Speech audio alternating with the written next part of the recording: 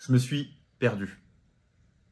Si je vous fais cette vidéo, c'est que je pense que c'est important pour tous les entrepreneurs, pour tous les créateurs qui créent du contenu sur les réseaux sociaux dans le but de monétiser leur business et d'avoir vraiment de l'impact. Parce qu'il faut que je sois transparent avec vous et que vous puissiez prendre de cette expérience pour aller dans le bon chemin finalement et de ne pas faire exactement ce que j'ai fait. En fait, si vous voulez, ces derniers mois sur YouTube, je me suis perdu dans ma cible et j'ai recherché les mauvaises données. Je voulais avoir toujours plus de vues, toujours plus de likes et sans savoir pourquoi en fait. Et je me suis rendu compte que je ne parlais plus réellement à ma cible, plus aux personnes que je voulais réellement accompagner. Pour vous expliquer, ça fait 7 ans que je suis sur les réseaux sociaux. J'ai été pendant 3-4 ans influenceur. Et si vous voulez, le but d'un influenceur, c'est simplement de monétiser à travers son audience.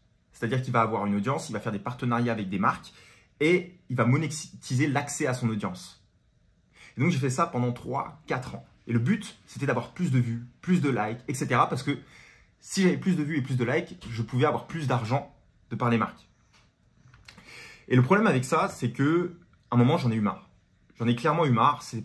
Je me suis plus reconnu là-dedans et je me suis dit, ok, qu'est-ce que tu veux faire? Je voulais clairement avoir plus d'impact. Je voulais clairement avoir mon propre business. Et ça ne me convenait plus de juste faire du contenu pour juste avoir des likes. Je me reconnaissais pas là-dedans et j'avais pas l'impression de réellement apporter cette valeur-là. Et c'est la raison pour laquelle, du coup, j'ai complètement arrêté un peu plus de 2 ans en arrière. J'ai dit stop, je ne voulais plus de partenariat. J'ai complètement recommencé, entre guillemets, de zéro. Et je me suis concentré sur comment est-ce que je pouvais créer du contenu éducatif pour aider finalement les créateurs de contenu à se lancer et eux, monétiser leur activité. En fait, au fur et à mesure, je suis devenu un coach. C'est-à-dire que moi-même, je suis devenu un formateur, je suis devenu un coach. Et mon métier, c'était d'aider ces personnes-là à atteindre du coup leur objectif de devenir, entre guillemets, influenceur, créateur et de monétiser grâce aux partenaires. Et au fur et à mesure, et c'est pour ça que je vous dis que votre niche, en fait, c'est vous. C'est vous, votre niche. Au fur et à mesure, comme je suis devenu un coach et un entrepreneur, j'attirais en fait des entrepreneurs et des coachs. J'attirais ce type de personnes qui voulaient du coup développer leur audience pour développer leur business, puisque c'était finalement ce que j'avais fait moi-même. Et donc, je me suis naturellement beaucoup plus orienté sur ce sujet-là. Sauf que je me suis perdu. Il y a maintenant quelques mois, je recherchais que la visibilité. Voilà, je postais des contenus dans le but d'obtenir de la visibilité. Je me disais, voilà, il faut que j'ai de la visibilité, c'est comme ça que je vais avoir de l'argent, etc., etc. C'est comme ça que je vais être le plus impactant. Sauf que finalement, je n'ai pas du tout l'impression d'aider personnellement, hein, c'est le ressenti que j'ai, vraiment mon client de rêve en fait. Ce coach, cet entrepreneur qui veut développer son audience, qui veut avoir de l'impact pour pouvoir monétiser son business.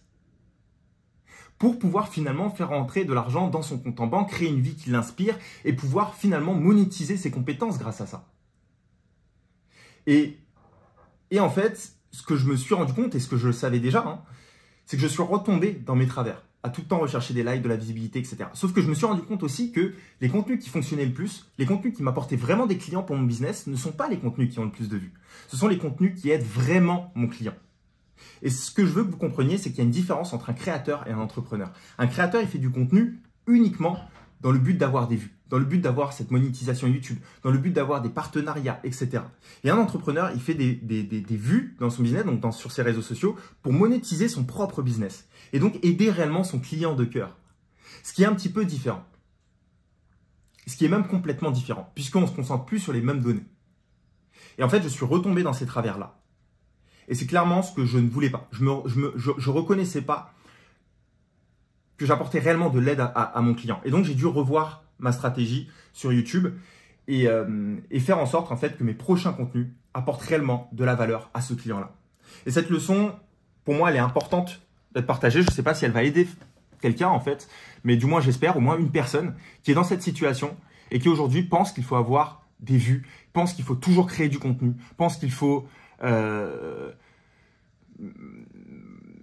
à chaque fois, voilà, se démarquer, être la personne qui a le plus de vues dans sa thématique pour forcément avoir des clients. Alors que ce n'est absolument pas vrai. C'est pas comme ça que tu vas monétiser finalement ton audience. Non, il te suffit finalement d'une petite audience qui est impactée par tes contenus, un contenu qui résonne vraiment avec elle pour pouvoir finalement la monétiser. Finalement, il te suffit parfois que d'1, 2, 3 clients par mois avec une bonne offre pour pouvoir finalement vraiment vivre de ton activité et créer de l'impact dans la vie de ces gens-là.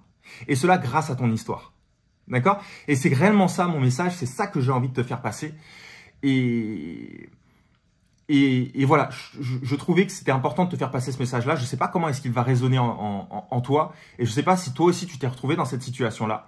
En tout cas, cherche clairement à te créer une audience qui correspond à ton histoire.